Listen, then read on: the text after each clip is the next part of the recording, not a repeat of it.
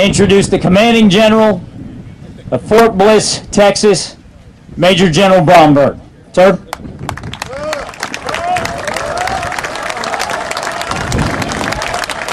Okay. All right. Hey, thank you very much for this great warm welcome. For those of you, just relax, loosen up a little bit. You've been out here standing for a little bit, so just relax until we go back to the end of my comments here. First of all, let me congratulate you, each and every one of you, on the decision you've made for your future. And that decision, as you know, is to join the ranks of soldiers and heroes who have gone before you for over 230 years, going all the way back to Valley Forge and from there forward. Think of what you've done. Think of the footsteps you're about to follow. That's what kind of decisions you made of yourself. And it's a great decision. You're joining the greatest organization the world has ever known, the United States Army. Whoa! Now, let me just tell you a few things about the Army and a few things about what you're going to enter into. And it may not be what you think I'm going to talk about. I'm going to talk a little bit about yourself first, because you've made this decision on the first step to improving yourself. Whatever you're doing in life right now, whether you're in high school, whether you're out of high school, whatever you're doing, you've made a major, major decision that you only know how much it'll affect your life 10, 15 years from now. And it's a very, very good decision. There's a lot of heroes in the Army, and they come in all sizes, shapes, tall, small, doesn't matter. Everybody's a hero because they make themselves better. And that's the kind of organization that you're joining. You're joining an organization that's values-based. We trust one another. Each and every one of us, regardless of rank, trust and depend on the person standing to their left and right. Because no matter whether you're in the motor pool late at night, if you're in Iraq, Afghanistan, doesn't matter where you're at. You could be right here on this beach in Huntington Beach, but the people that you rely upon are the people to your left and right. So take a second and look around you. Look at the person to your left and right, and think about that person who's made the same commitment you have and how much you're going to trust them. Because that's what it's all about. It's not about you.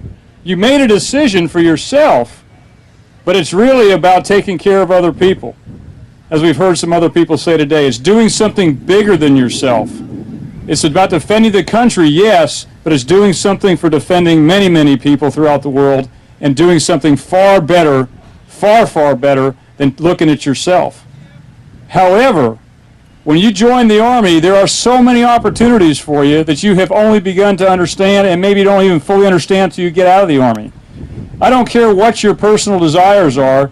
Whatever those are, you can achieve those by being a member of this time-honored tradition of the United States Army, of being a soldier. If it is to improve your education, if it's to improve skill sets, if it's to improve leadership skills, if it's to lose weight, if it's to be in better physical condition, or just be a better person and join a larger organization, that's what you've stepped up to do. And so I want to congratulate you again on that decision. I also want to talk to you about the gravity of the situation that you've raised your right hand for and you're going to join the ranks of. This is a serious business that we're in, and particularly serious in this time of war. And that's what I also want to congratulate you on. If you look around and you go out in these streets out behind us in Huntington Beach, or you go up to San Francisco or down to greater Los Angeles, or wherever you want to go, if you realize that if you look around, not everybody can do what you've done.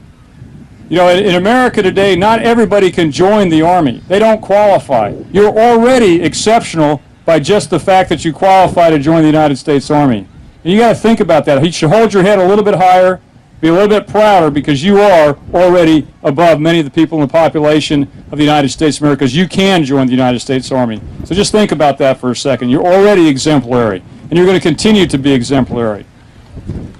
We're going to ask you to do a lot, and you shouldn't be nervous about that. And the reason you shouldn't be nervous about that is you look around here today and you see these company commanders and first sergeants and the recruiters that are here and some of the people that have come to witness that are wearing this uniform today. Our obligation to you is to train you, is to take care of you, and it's to set you up for success. That's what we do.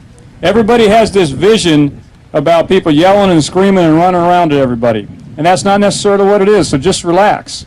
We're going to take the time to make sure you know what you're supposed to do. We're going to educate you, train you, and then we're going to expect you to perform to standard, and if you have challenges, we're there to help you.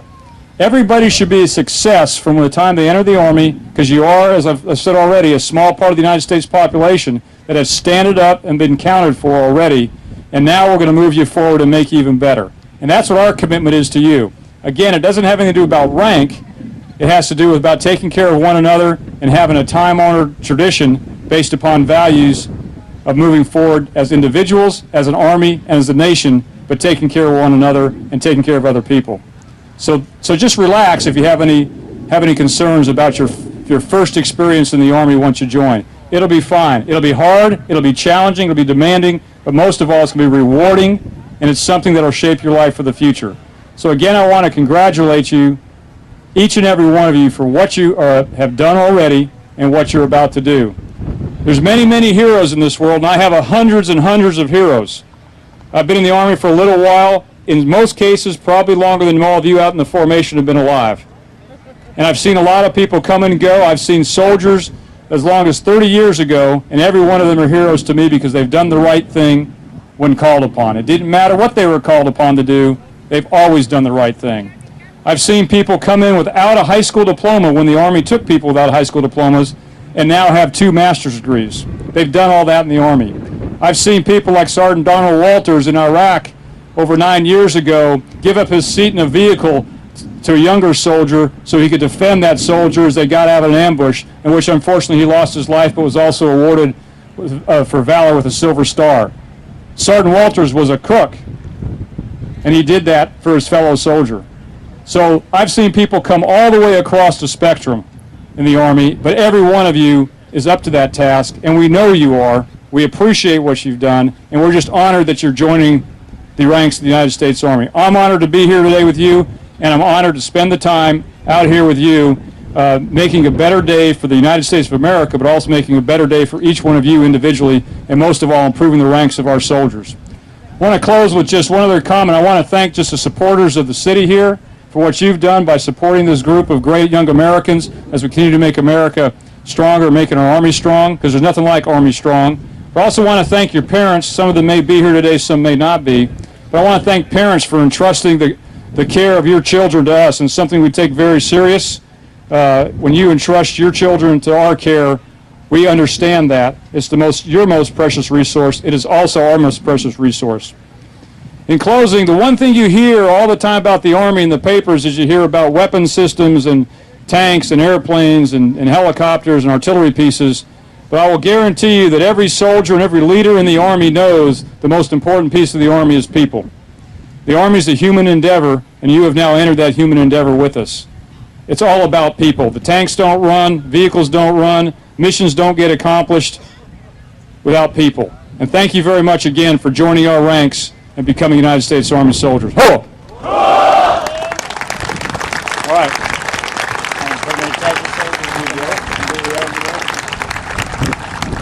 At this time, I've asked General Brownberg to reaffirm our commitment to service by administering the oath of enlistment.